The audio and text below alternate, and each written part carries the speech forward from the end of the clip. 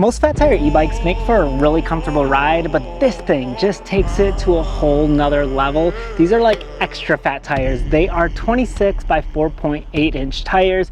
They are massive, they are beefy, they have amazing tread on them to give you good traction. And not only that, this is a full suspension e-bike. It has suspension in the front and the rear of it to make for an even more smooth ride than it can already be.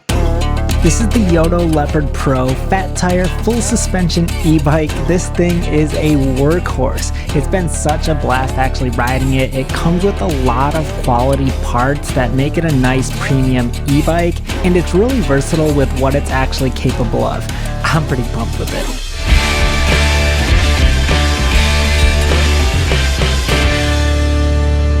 Not only does this e-bike have big tires and full suspension, but it also has a lot of other quality features to this as well.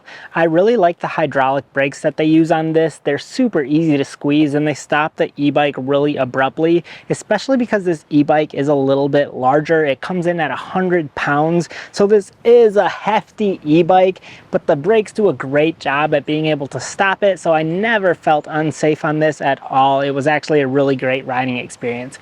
It's also kind of cool that you can see the hydraulic fluid right here in these little compartments here. That's just kind of a cool thing to be able to see that. I actually like that. This e-bike also comes with a 7-speed Shimano shifter up here and a thumb throttle on your right-handed side. The weird thing about my e-bike particularly is that on the left-hand side, they have a control panel that has a horn and a headlight button, but it also has arrows on it, left and right arrows, as if this was going to have blinkers, but this doesn't have blinkers. So maybe in a future model, they will actually include blinkers on the e-bike. But right now this just has a front headlight with regular dims and brights on it, and it doesn't have an included rear tail light, but it does give you this third-party accessory one, which is just battery powered. You have to hit a button back here to turn it on.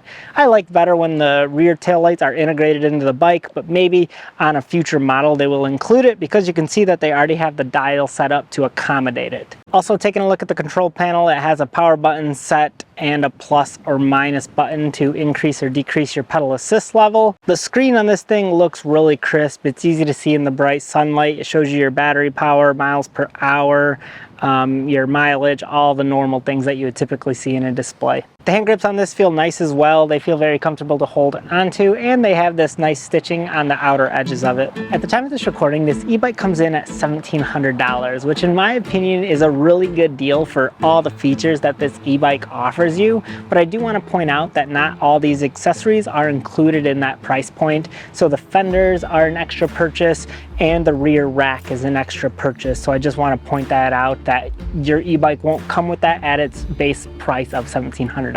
Now, since this is a larger e-bike made for all-terrain types of environment, like hunting for example, I think a rear rack would be a great addition to pick up, because this is super handy if you ever want to load stuff on your e-bike and take it out with you on the trails. So I feel like getting a rear rack would be a nice thing to include. The seat on this thing is really comfortable. I enjoy it thoroughly. And I think one of the reasons why I also really like the seat is because the suspension is right underneath it. So I feel like it absorbs a lot of the bumps, and you actually notice a difference with this setup. A lot of e-bikes don't have rear suspension, so this just feels a lot smoother than a lot of other e-bikes that are similar to this.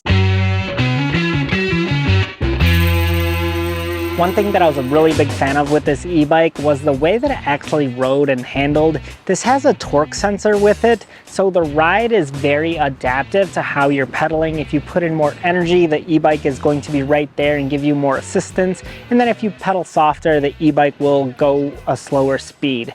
What I noticed when I was actually riding this is the speed on this thing almost was gradual in the beginning, and then as you kept pedaling, it increased speed more rapidly. So it wasn't very abrupt in the upfront of the initial takeoff, but once you get pedaling, then you can feel the motor in assistance with this. It has a 750 watt motor, and it peaks out at 1,000 watts. So to me, this was plenty of power to get me around where I needed to go, around my neighborhood, up hills and all that stuff.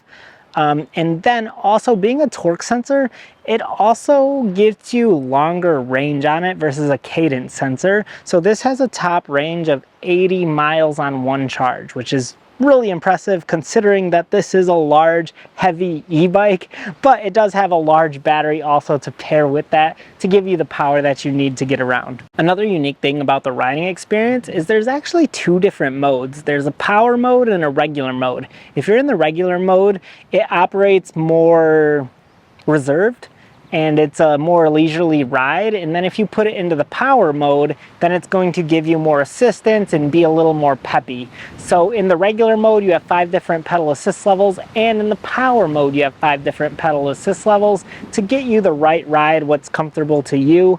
I found myself more frequently just keeping it in the power mode, so I had more power when I needed it. And then because this is a torque sensor, if I just pedal softer, then the e-bike is still more reserved. So I found myself keeping it in the power mode more frequently. I think this thing would make an awesome hunting e-bike. I love this color as well. This is like a deep dark green, so it's gonna blend in with you in the woods. It's not a vibrant color.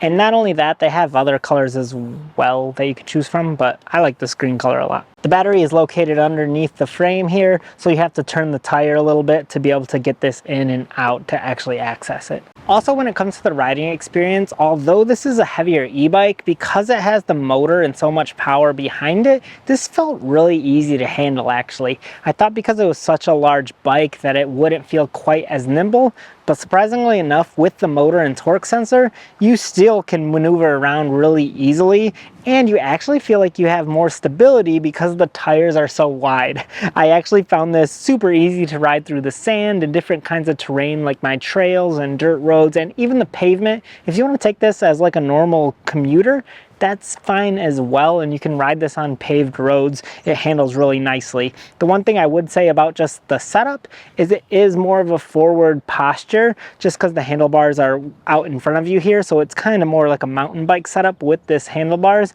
but I still felt like it was very comfortable and it was a lot of fun to ride it.